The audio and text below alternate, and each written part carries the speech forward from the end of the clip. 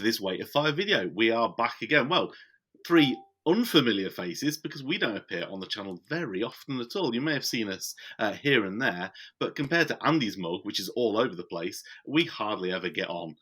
So we've elbowed our way in and we've come up with this new little project that we're going to be working on, which is going to kind of explore some different avenues for gaming for us.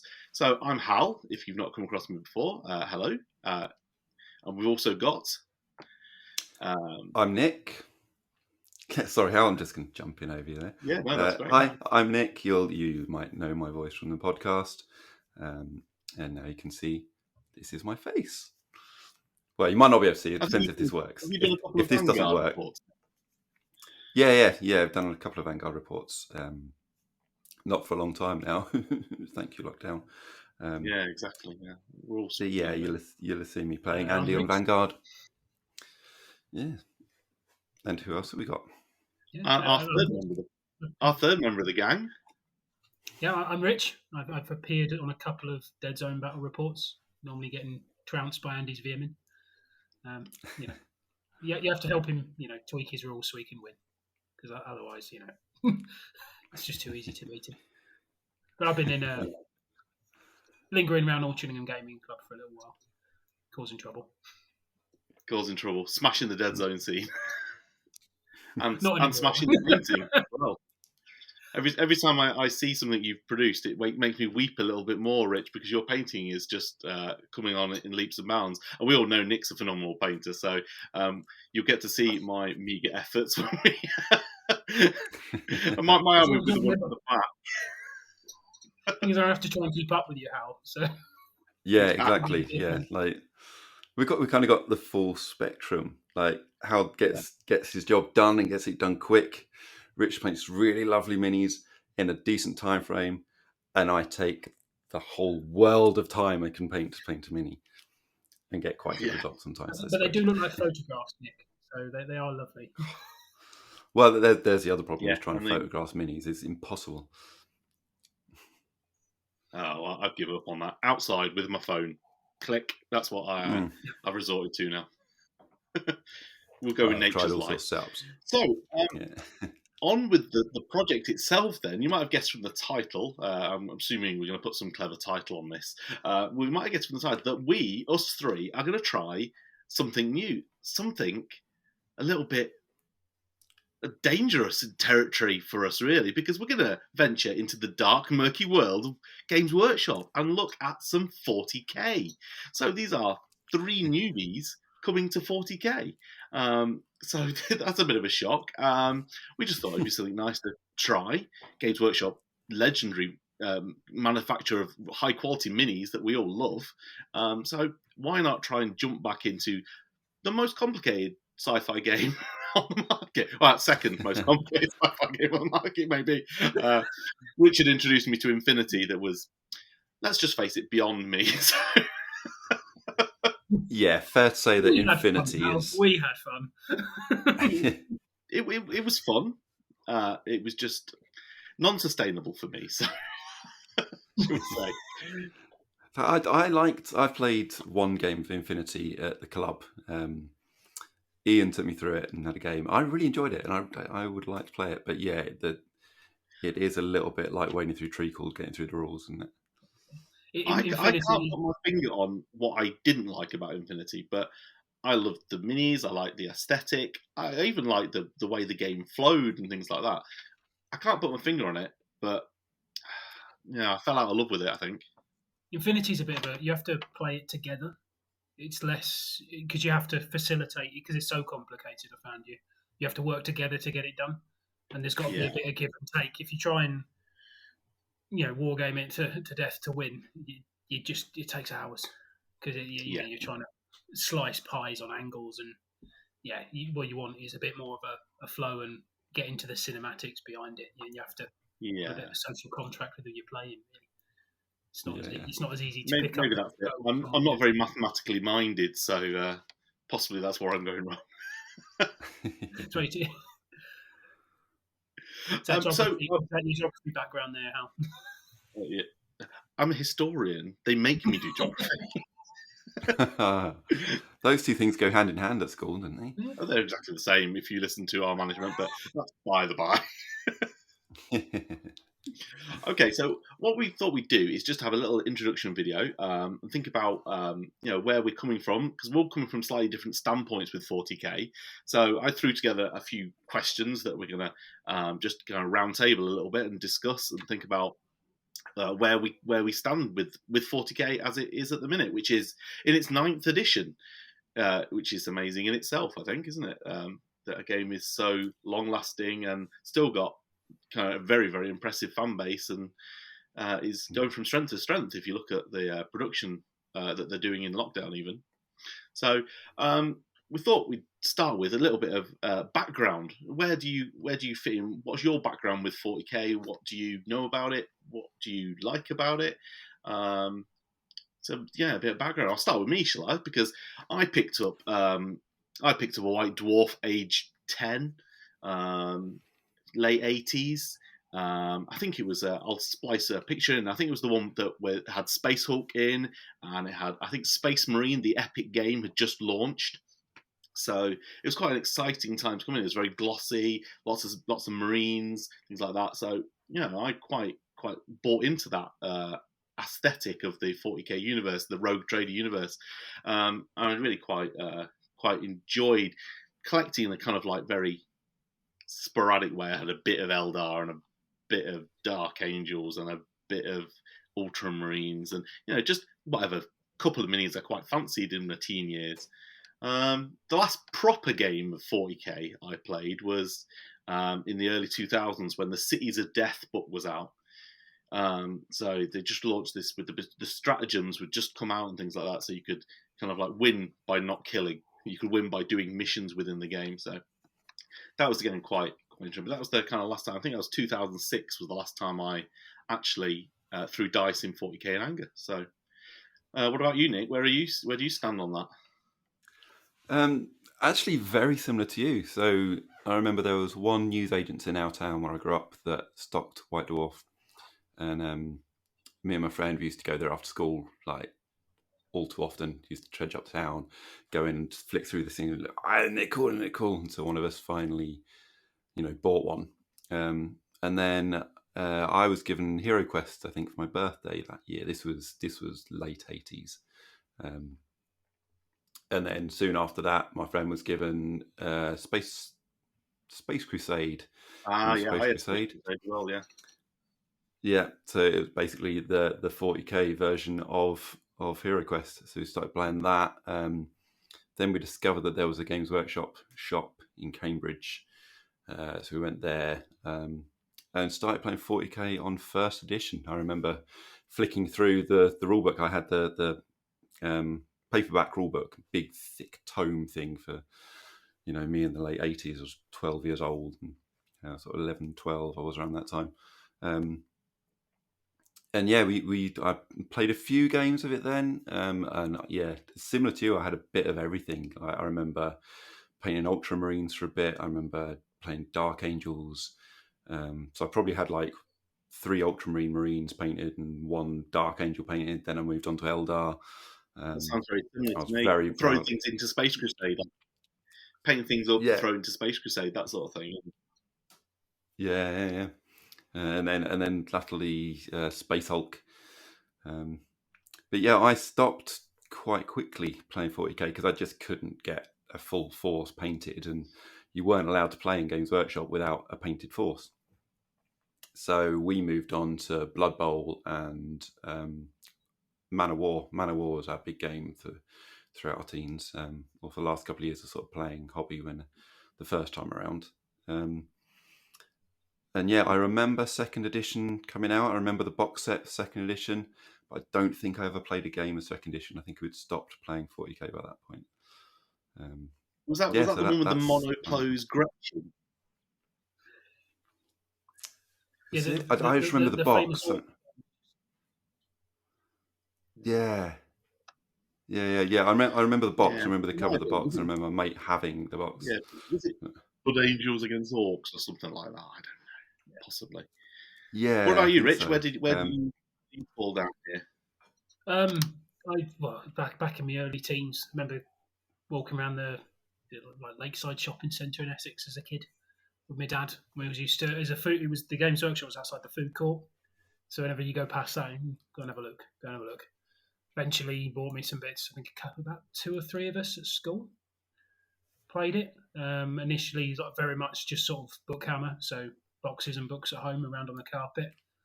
And then I played a little bit, as we got through. We started a 40k club after school. Probably must have been a couple of towards year sort of 10, 11, that kind of thing, towards the back end of school. So a bit of that. Then stopped really for all of uni. So, but it was just in my teens with a few mates. I just had Dark Angels. I had a little bit of Eldar that I'd started to try and paint. And I only know that is because my dad dumped a small box of bits that was still left in the loft. I was like, so I was trying to make these. I don't remember it, but obviously I was. Them loft finds are always amazing. Little time capsules of miniatures, aren't they? Well, I've got a little box. I only got a little box. I threw a load out and I'm gutted because I did it at uni. I was like, I'm never going to touch that again. So, women and kayaking, I don't need to do this. But I'm gutted of this. So I've got, but what I've got left is this tiny little box. It's an old screws box. So I didn't have any foam or anything like that. They're just thrown in there. Bit of paint, chuck them in. Got an old Vindicator Assassin. So I'm going to paint strip that. Oh, nice. And paint it up for me for this as well. Just for a bit of fun. That'd be awesome. Bit of nostalgia. Yeah, I think. I think I got rid of all of my old miniatures as well. I can't remember if my mum. I think my mum chucked them out. I think she rang me and said, "Oh, I found some miniatures in the loft. What do you want me to do with them?" And I was like, "I'll just get rid of them." And now thinking back, I'm like, "Damn it!" Well, I remember putting way too much. Sorry, Hal. Like a mercenary, I quite sold all mine on eBay because I literally in 2006 was just getting my first child, so it was like, all these need to go now because we need cash for other things. So, I had quite a large Cadian Arbites army, so I collected all the old Arbites figures from eBay here, there, and everywhere, and converted a load of stuff. And I had a Ed 209 style dreadnought and things like that. And they all went. So I've got nothing now. So. Yeah. So is that right then? You two guys haven't played at all since your kind of childhood? No, maybe. No, I think mine was 3rd edition. I think it was something that. But not since I was a teenager. That'd have been about. So 16. we are. Because my next question was going to be for you, Rich, is like, how up to date is your knowledge of the 40k game? Kind of where do you come from in terms of what do you know about how it's played or whatnot? Oh, only from what I've seen on YouTube and in the PR, to be honest, over the lockdown. Because I genuinely only started thinking about this because I was watching Juan Hidalgo's painting videos. Because I met him before, he's a bit of a legend, and I was like, well, I've got. He was painted Dark Angels as a kid. He did a video, and I was like, I'll tell you what, I'm going to get the easy to build Marines at like a tenner. And I was like, I'm going to do them. That's a lockdown project while I'm furloughed for a month. So I'll do that. See if I can push the painting a bit. And now I'm several boxes in. We went down that rabbit hole, didn't we? That was the trouble. Yeah. Yeah, it's like, that was good fun. I'll just get this one. And I'll get this. And now I've got like nearly an army of sisters. So I've no idea how to actually play it. It looks, I think the 9th edition looks good. The Crusade thing interests me. I mean, I don't know much more than doesn't kind of like the scuttlebutt online, really. People saying it's a lot better. Yeah.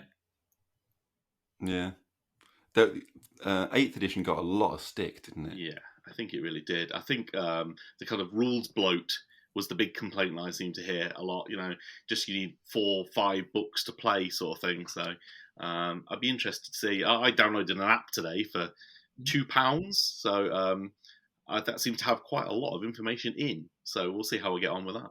Yeah. So what about you? What about you, Nick? Are you kind of in a similar position where you've just kind of not really? Yeah, I mean, it's actually kind of what got me back into the hobby. Like, sort of about 4 or 5 years ago now. Because I always missed it. I always missed like pushing miniatures around the table and stuff. And I would think back on it and think, oh yeah, I should do that again. I like to do that again. I was actually in Edinburgh for my partner's birthday, and we walked past the Warhammer shop, and I was like, I see this. Can we just go and have a little look in? And we went in, and I was like, yeah, you know what, I'm buying back into this. So so then came back, and I thought, no, I'm going to do fantasy this time. So I went through the whole, fantasy doesn't exist anymore, blah blah blah blah blah. And yeah, but I've always sort of had. There've been a couple of games of 40k going on at the club, and I've been like, but then hearing 8th edition was rubbish. So then 9th edition was announced. I thought, right, all right then. And the other thing is we're planning to move to Spain at some point in the not too distant future. We're actually planning to move to Canary Islands.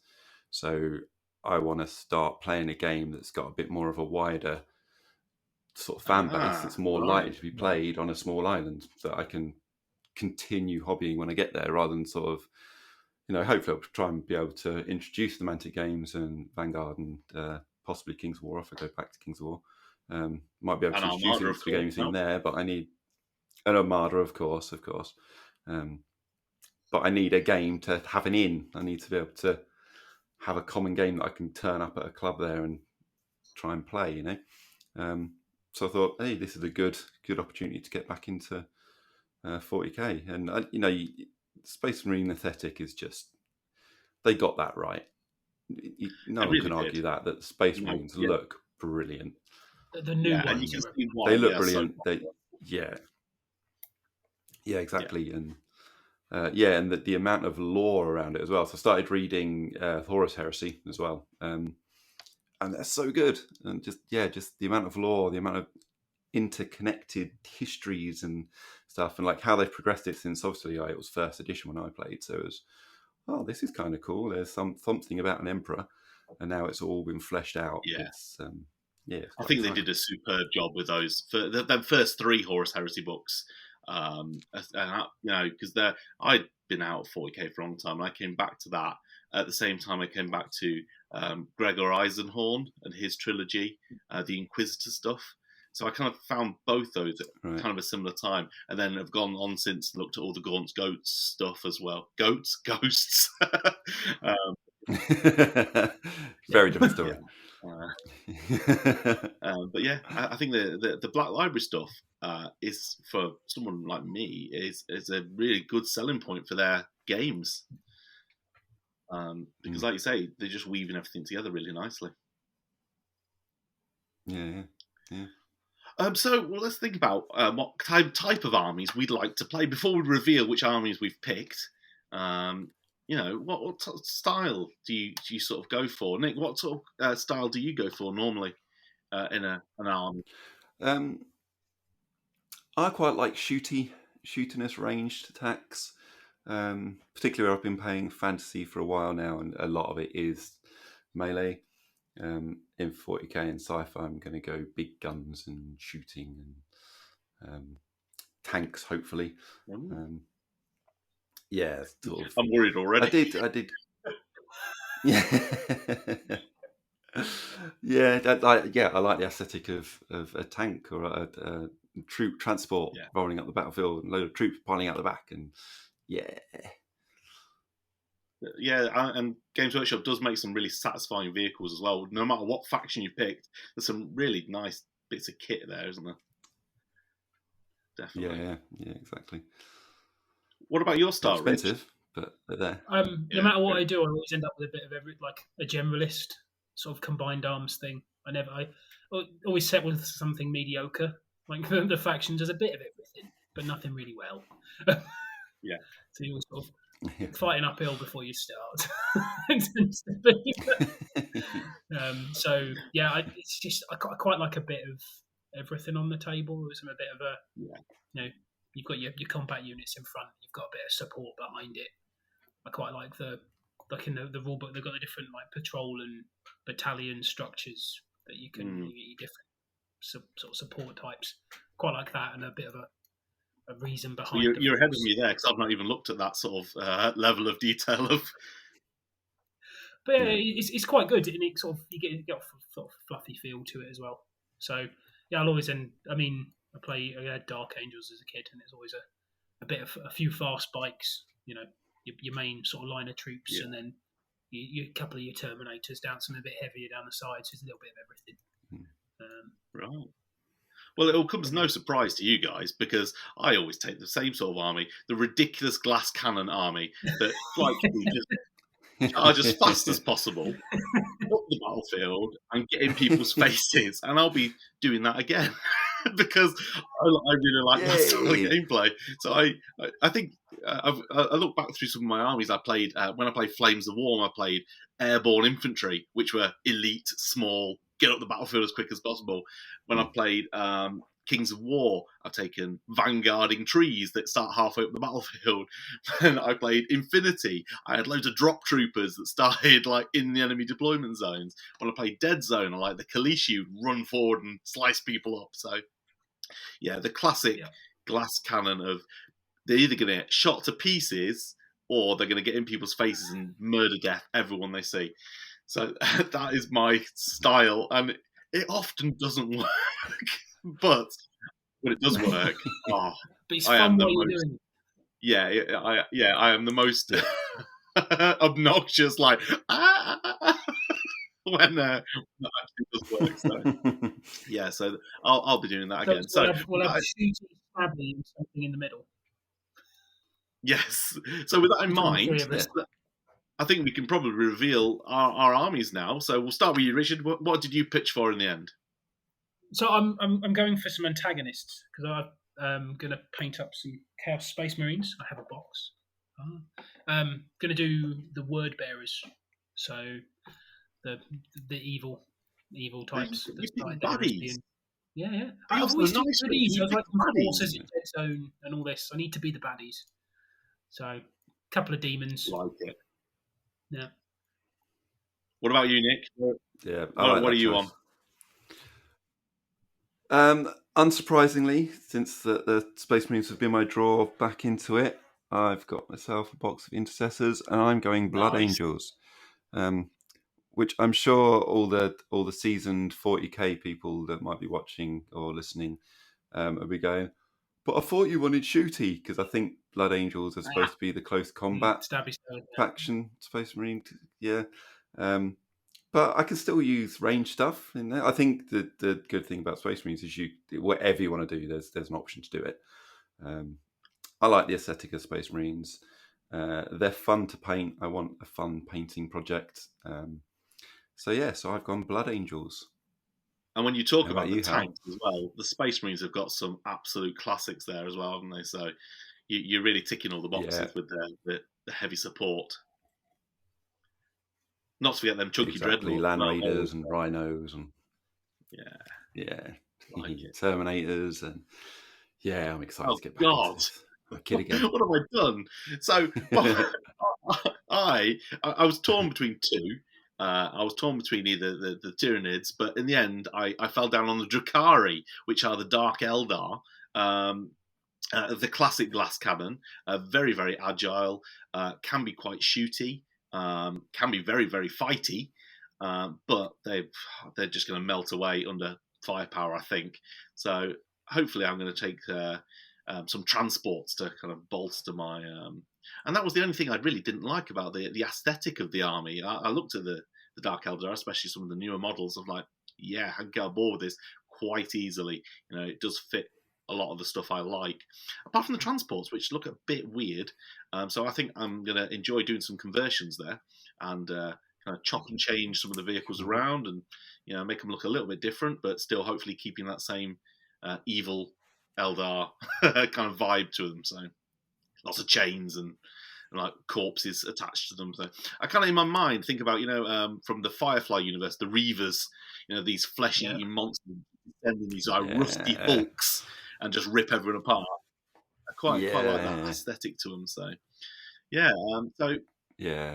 Kind of that's what drew me to them. So that kind of like style of play and some really cool minis and some guys that incubi with these great big double-handed axy things. It's like, and Rich kept sending me other pictures going, have you seen this guy? Have you seen this guy? I'm like, oh, right, okay. I'm I all need over someone these. to share the new box with as well, you see. So Well, that's it as well. So it'd be really useful when that comes out. So yeah, I'm kind of currently waiting on a Codex because it's not been released yet. I think it's been pushed back slightly due to the pandemic. And I think when that comes out, they're pushing out a box that myself and Richard will be very interested in because is it Pain and Piety called? Yeah, something like that with the sisters in it as well. Because I've got me. That's right. Because that's your other nearly main. finished the sisters force. So the basic 25 power level or whatever it is, but I've nearly finished that with the sisters battle anyway. Which is another reason the word bearers are very much the opposite, preaching the other thing. So it would be a nice sort of pairing to have. But I haven't got so you talk about power levels there, and again, I'm like, I'm literally no idea anything. I had to flip through the the Codex thing on my phone on the app, and I think that will be one of the biggest challenges for me as a new player, just the level of options. Because I started looking through and it says you need to pick your stratagems, you need to pick your relics, you need to pick these different clans, you need to pick the specialties of the clans, and they all kind of stack different rules in different ways, and like, oh. But I think that's my kind of like biggest kind of like I think hurdle to get over. I reckon. Nick, are you thinking similar? Yeah, definitely. I've finally got the Space Marines Codex. I got the Blood Angels Codex as soon as that was released. I got the rules, just the rules book. I didn't get the Indomitus box, but I got the book when it was released. And yeah, like you say, the amount of rules and stratagems and just what, yeah, that's going to be difficult. And time in general, just having time to do it is my. Oh no, I was going to say my headphones just died and I can't hear anything anymore, but now they've come back. Maybe we're just being too quiet. Time and yeah. I think the time factor, being able to actually get games in, because that's the kind of end result of this project is we kind of play each other. Well, yeah, and can't do that. Hopefully, by the summer, we'll be able to maybe get even in a garden somewhere meet and throw some dice across the table. So that's the end result. Richard, what about you in terms of kind of like barriers into the hobby? Complexity is one. I think the cost is something new. It's a lot more than some of the minis you've been buying in the past. But it's not the end of it. It's nice stuff at the end of the day. It's really easy to build. It's not conversions have been quite easy, which surprised me. Just because of the definition, you can make decent cut lines and then do the sort of sculpting in there. So that's been nice. But yeah, I think like it's one of them games where if you can play fully competitive and try and do everything right and do all the rules, and that's like the end goal. It doesn't need to be now. I think the lore and everything else helps facilitate being a bit more fluffy with it, a bit less, sort of firm with everything. So get some games in at the smaller levels, learn what your stuff can do, have a bit of fun with it. Do the crusade thing where the units have got names and you end up with a missing arm or a bionic eye from being shot in the face, or as the thing progresses on. I think that's what appeals to me. So it's rather than if you try and do what's on the YouTube battle report straight away, I think you'll end up being put off.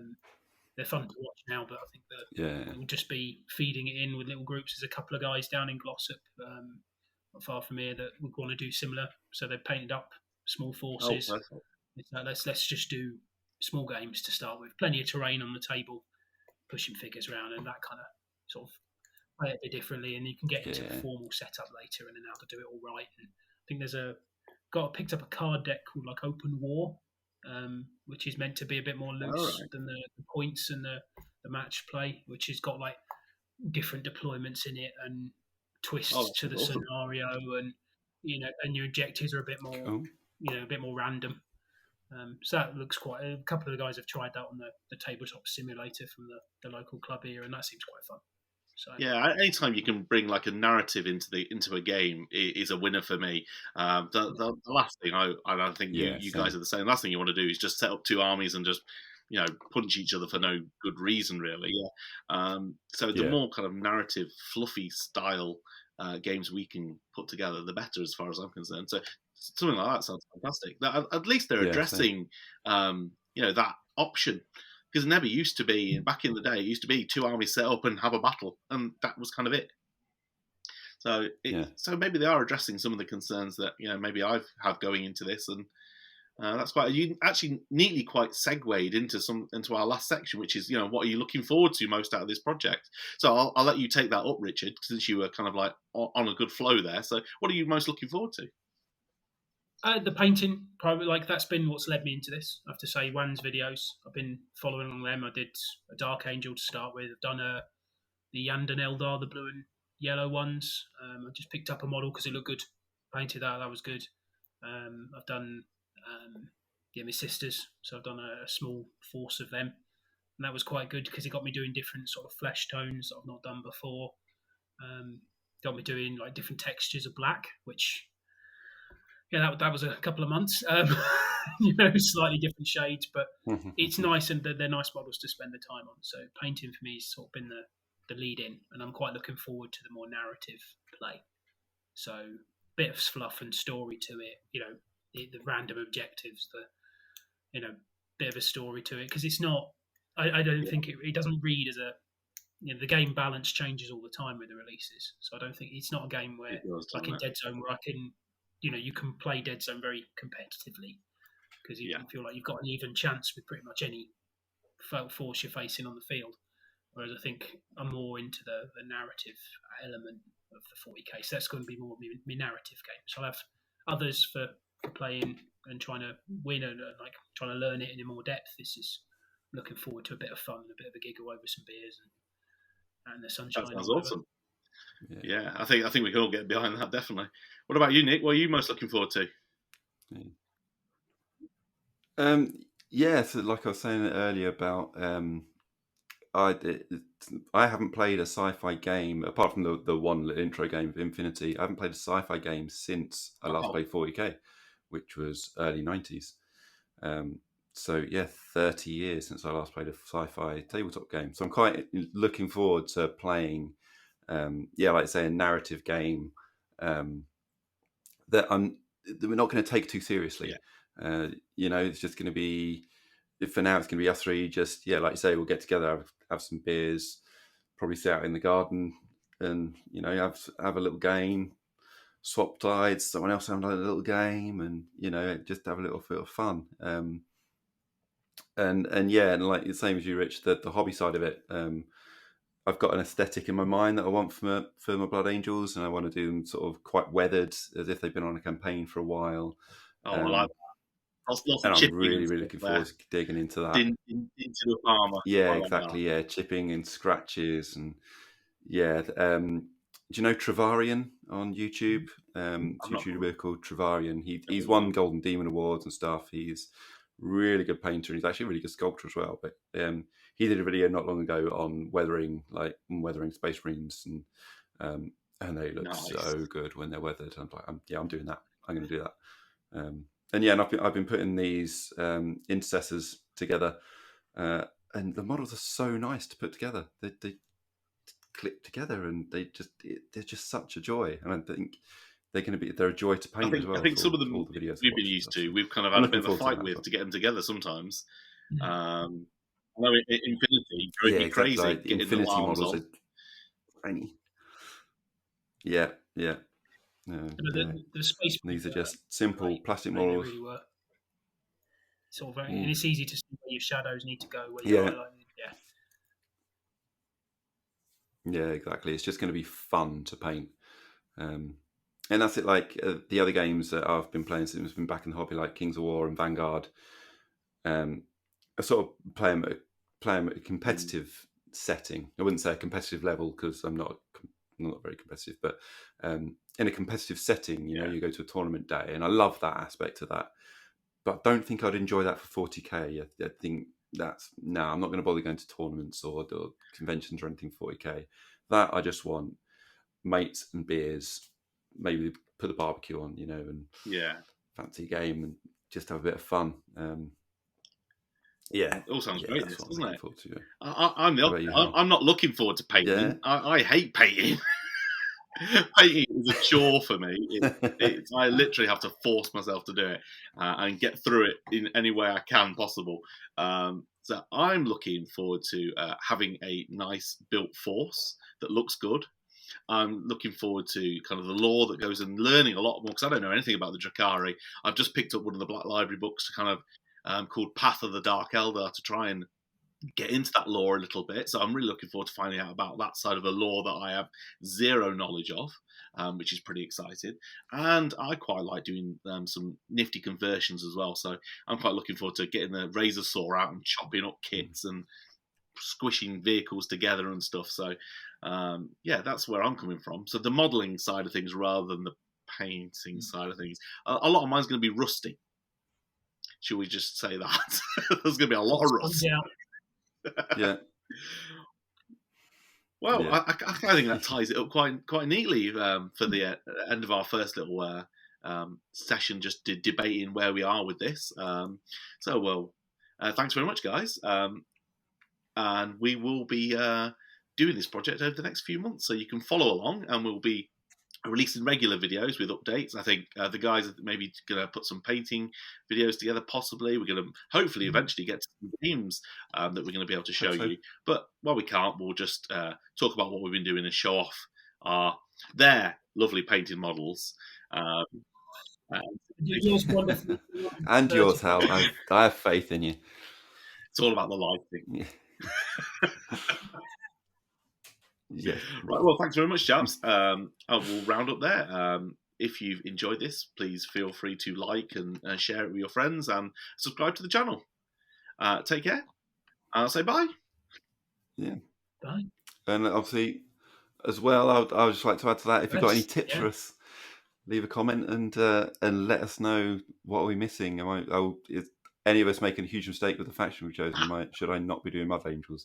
You can tell me I shouldn't be, and I'll probably ignore you because I really like the idea of painting some red. Let's face it, we're going to do our own thing, aren't we? But tell me why it's better than. Yeah, exactly. Yeah, should be interesting to do it. Anyway. But yeah, we welcome interaction. Super. Yeah, cool. Right, cheers, guys. See ya.